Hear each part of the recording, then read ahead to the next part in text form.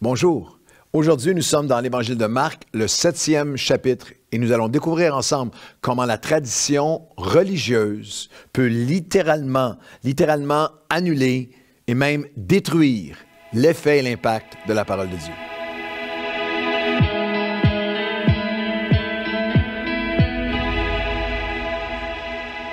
Bonjour à tous et bienvenue à votre café matinal. Aujourd'hui, Marc, chapitre 7, une parole forte, percutante du Seigneur Jésus qui s'adresse aux pharisiens et aux scribes. Alors, il s'adresse aux plus religieux des religieux. Qui passaient leur vie, un peu de contexte, à étudier, débattre, triturer la Bible, argumenter la loi, les textes de la loi, et de siècle en siècle avaient établi ce qu'ils appelaient la tradition. La tradition de leur interprétation des Écritures. De Marc 7 jusqu'à aujourd'hui, moi je suis allé plusieurs fois en Israël, puis à chaque fois je suis fasciné. Tu vas au mur des Lamentations, et d'une certaine façon, ce n'est pas les mêmes, mais c'est 2000 ans plus tard, c'est le même esprit de voir ces centaines de rabbins et d'étudiants rabbiniques qui sont là au pied du mur de Lamentation à argumenter parfois à voix haute, avec le texte en main, d'argumenter des points finaux, des centaines et centaines, des plus de 600 commandements et textes de la tradition, leur ajout au commandement de Dieu, ce que la Bible appelle la tradition.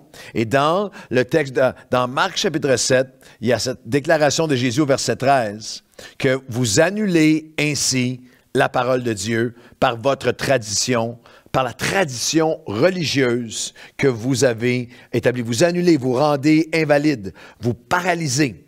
Vous avortez, vous réduisez, vous détruisez l'impact de la parole de Dieu dans votre vie et dans la vie de ceux que vous enseignez, pas par l'ennemi de l'extérieur ou par un esprit antichrist extérieur, non par la religion. En fait, l'ennemi numéro 1 d'une vie vibrante, vivante, réelle et active de la parole de Dieu en nous, c'est parfois la tradition religieuse. Alors, on va regarder ensemble au contexte. Il n'y a rien de plus.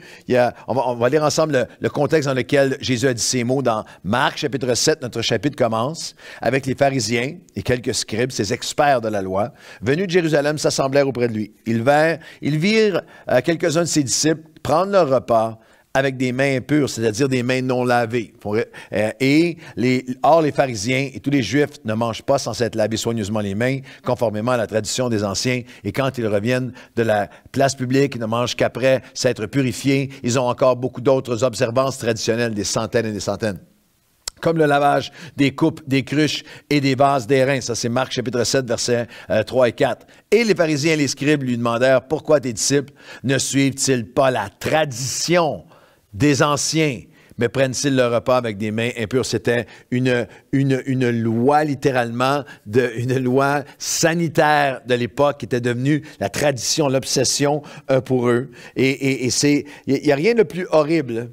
En réponse à ça, Jésus dit, avec ce cœur-là, vous annulez la parole de Dieu par votre tradition que vous avez établie.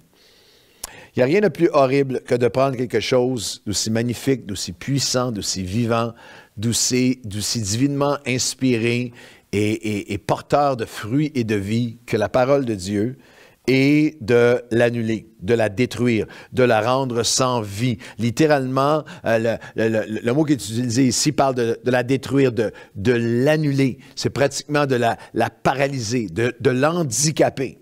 Et c'est extrêmement important, de la rendre invalide. Et c'est extrêmement important pour nous de regarder à ce texte de Marc, chapitre 7, parce que nous pouvons encore aujourd'hui, par des traditions religieuses, handicapées, nous pouvons littéralement annuler l'effet de la parole de Dieu dans nos vies. C'est une des réponses à la question que peut-être vous vous êtes posée un jour. Comment ça se fait qu'il y a des gens qui semblent tellement connaître la Bible, qui ont tellement de religieux en eux, tellement de rituels, de rites, de connaissances, et qu'il semble y avoir bien peu d'action de Dieu dans leur vie, de l'action du souffle, de la sève de Dieu dans leur vie. Il y a encore une fois, aujourd'hui, la tradition peut encore détruire. Comment? Par la religion des lèvres qui honorent, mais du cœur qui s'est éloigné. Eux étaient tout leur focus, la focalisation était sur les mains qui avaient été lavées ou non. Et Jésus leur répondit, le verset 6 de Marc 7, Jésus leur répondit, « Hypocrite, Ésaïe a bien prophétisé sur vous, ainsi qu'il est écrit, « Ce peuple m'honore avec des lèvres, mais son cœur s'est éloigné de moi. C'est en vain qu'il m'honore en donnant des préceptes qui sont des commandements d'hommes. » Il y a littéralement la première façon dont nous pouvons tous annuler l'impact de la parole de Dieu dans nos vies, le détruire, le rendre invalide, sans force, impotent. C'est par la religion de l'honneur des lèvres, mais du cœur qui s'est éloigné.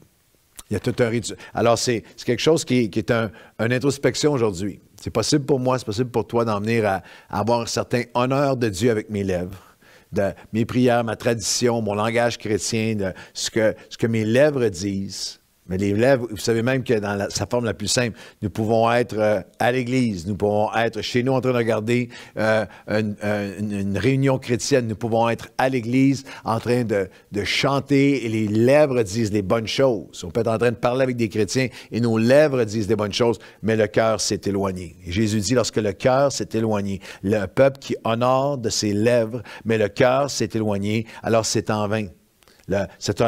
L'honneur des lèvres n'est d'aucune valeur, d'aucune approbation de Dieu si le cœur n'est pas là.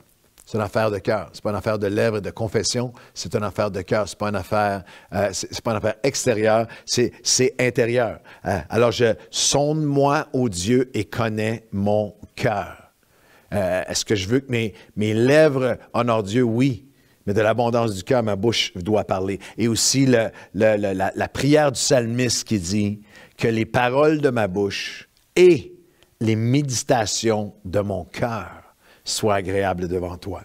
Voilà comment une tradition chrétienne, une tradition religieuse peut en venir à littéralement handicaper, annuler l'effet, la puissance de la parole de Dieu dans nos vies par l'honneur des lèvres de cœur qui se sont éloignés. Deuxièmement, par l'abandon des commandements de Dieu au profit d'interprétations secondaires des hommes. Il dit au verset 8, vous abandonnez le commandement de Dieu et vous observez des traditions des hommes. Et ce n'est pas les traditions du monde séculier, c'est des traditions religieuses. Leur milieu religieux, leur milieu de rituels religieux leur avait fait littéralement, faisant en sorte qu'ils avaient abandonné le commandement, les choses principales, le cœur de Dieu. Il leur dit encore, les mots sont tellement forts, vous annulez, vous abandonnez, vous anéantissez, Marc 7, 9, vous anéantissez fort bien le commandement de Dieu. Vous anéantissez complètement le commandement de Dieu pour protéger et garder votre tradition. Wow! Tellement applicable aujourd'hui. Par l'abandon des grands commandements de Dieu à la défense des choses secondaires, de nos traditions religieuses à nous. Comment est-ce qu'on fait ça? En interprétant les Écritures, par exemple, de façon dénominationnelle. Dans notre Église, c'est comme ça. On l'a toujours fait. Mes parents, leurs parents. C'est comme ça que nous, on voit Dieu. C'est comme ça qu'on voit le Saint-Esprit. C'est comme ça qu'on voit l'amour. C'est comme ça qu'on voit tous les grands commandements à travers le prisme d'une dénomination seulement. Comment est-ce qu'on fait ça? En isolant et focalisant sur une partie, par exemple, des Écritures, de la parole, en déséquilibrant, en décentrant, en exagérant une portion de la parole de Dieu qui fait en sorte que tu ignores toutes les autres, des choses extérieures et les choses intérieures sont. En ce moment, il peut y avoir toutes sortes d'emphase. Je regarde un segment du christianisme qui est obsédé par tout ce qui est temps de la fin. Mais en ce moment, avec tout ce qui est signe et tout ce qui est marque de la bête et tout ce qui est les différentes signes de la fin, les interprétations des textes apocalyptiques. Et il y a une place importante pour ça dans nos vies. Mais lorsque c'est seulement ça, Et que les commandements de Dieu, les commandements d'amour, les commandements de sanctification, les commandements d'aller par les nations et faire des disciples, les commandements de générosité envers les pauvres, envers les démunis, les commandements dans toutes sortes d'autres sphères sont absolument ignorés au profit de cette veine-là, de ce filon-là. Seulement, la tradition détruit à ce moment-là l'impact de la parole de Dieu. Comment est-ce qu'on fait ça? Par l'instrumentalisation des Écritures à des fins politiques ou sociales ou culturelles, en limitant Dieu à une seule expérience, celle que nous avons connue, en interprétant les Écritures par le prisme de ce que nous, on a connu, même de nos blessures, de nos émotions, de nos expériences humaines, littéralement en refusant de laisser les commandements de Dieu faire leur œuvre en nous. En compliquant et en réduisant Dieu à un débat. Søren Kierkegaard, le philosophe chrétien, a écrit « La Bible est assez simple à comprendre. Nous, les chrétiens, sommes devenus experts à la compliquer, à la complexifier, à la tordre dans tous les sens, Kierkegaard dit, à la tordre dans tous les sens, jusqu'à ce qu'elle soit réduite à notre mode de vie, ou à un sujet de débat et conflit perpétuel. Nous prétendons ne pas être en mesure de bien la comprendre, car si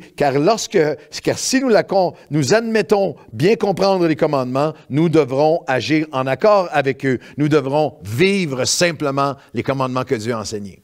Alors, il y a cette dynamique de la tradition qui détruit par des lèvres qui honorent, mais des cœurs qui se sont éloignés. Par l'abandon des commandements de Dieu au profit du religieux, de l'interprétation religieuse, focalisation des traditions des hommes. Et dernièrement, par le cœur et les pensées qui sont non protégées. Peuvent détruire, tu peux réduire le christianisme à une tradition qui n'a plus aucun impact. Encore dans Marc 7, nos derniers versets aujourd'hui, au verset 20, il dit encore, parce qu'eux étaient tout à propos des choses extérieures. Mais il dit encore, qui sort de l'homme, c'est ce qui souille l'homme, car c'est du dedans, du cœur des hommes, verset 21 de Marc 7, que sortent les mauvaises pensées, les adultères, les impudicités, les meurtres, les vols, la cupidité, la méchanceté, la fraude, le dérèglement, le regard envieux, la calomnie, l'orgueil, la folie. Avez-vous la progression? Toutes ces choses mauvaises sortent du dedans, du cœur de l'homme, et c'est ça qui souille l'homme. La tradition religieuse peut devenir vaine, être annulée, être anéantie, peut être une tradition maintenant qui détruit l'œuvre de la parole de Dieu en nous si nous n'avons pas appris à protéger nos cœurs. À protéger nos cœurs. Du cœur de l'homme, toutes les issues de la vie coulent. Alors, quelques questions dans les dernières portions de juste avant qu'on aille à la prière ensemble. Est-ce que j'ai laissé mes traditions de lèvres qui honorent Dieu remplacer mon cœur pour lui? Est-ce que ma foi est devenue mon expérience avec Dieu et de lèvres qui honorent, mais mon cœur en fait s'est éloigné, puis a besoin de revenir? Est-ce que des interprétations et traditions des hommes religieuses, mais secondaires, ont remplacé les commandements de Dieu dans ma vie? Est-ce que je suis en débat perpétuel sur des portions de l'eschatologie, de la théologie, de plein d'autres sujets, mais les commandements de Dieu ne sont pas vivants en moi? Est-ce que j'ai majoré dans des choses mineures, major in the minors, spirituellement? Est-ce que mon christianisme est axé, focalisé sur l'extérieur ou sur mon cœur devant Dieu? Est-ce que j'ai peu à peu établi des traditions religieuses dans ma vie qui détruisent la parole de Dieu et son effet en moi? Est-ce que j'ai protégé mon cœur? Protège ton cœur par-dessus toute chose, car de lui coulent tous les enjeux de la vie. Et aujourd'hui, Seigneur, nous entendons ta voix, qui parle à des religieux, qui ne parle pas à des gens qui ne connaissaient pas les Écritures, qui parle aux pharisiens et aux scribes, à ces experts religieux. Et ces paroles viennent percuter notre cœur comme un avertissement divin aujourd'hui. Vos traditions ont ainsi annulé, anéanti l'œuvre de la parole de Dieu. Alors ramène-nous à tes commandements. Ramène-nous à ton cœur. Ramène-nous à aimer Dieu, aimer les hommes plus que tout. Aimer Dieu de tout notre cœur, toute notre force, toute notre âme, et aimer mon prochain comme moi-même. Ramène-nous à aller dans les nations et faites des disciples. Ramène-nous à l'amour que vous avez les uns pour les autres que vous serez mes disciples. Ramène-nous à tu ne voleras pas, tu ne mentiras pas, tu ne tueras pas, tu ne convoiteras pas, tu ne te feras pas d'idole. Ramène-nous à toi et à ton cœur. Seigneur, si mes lèvres t'ont honoré, mais que mon cœur s'est éloigné, je veux ramener mon cœur au diapason du tien. Nous revenons à toi aujourd'hui et nous te demandons, fais l'œuvre l'œuvre de ta parole dans nos cœurs. Nous refusons que toute tradition religieuse, quelle qu'elle soit, vienne remplacer une relation avec toi. Et nous disons, au nom de Jésus, aucune tradition humaine ne viendra ralentir, avorter, diminuer, réduire l'œuvre de ta parole dans nos vies. Fais ton œuvre en nous. Que ta parole nous conduise en toutes choses. Ta parole est tes commandements. Ton cœur, Seigneur, et le nôtre devant toi. Au nom de Jésus. Amen et Amen. Bonne journée à tous.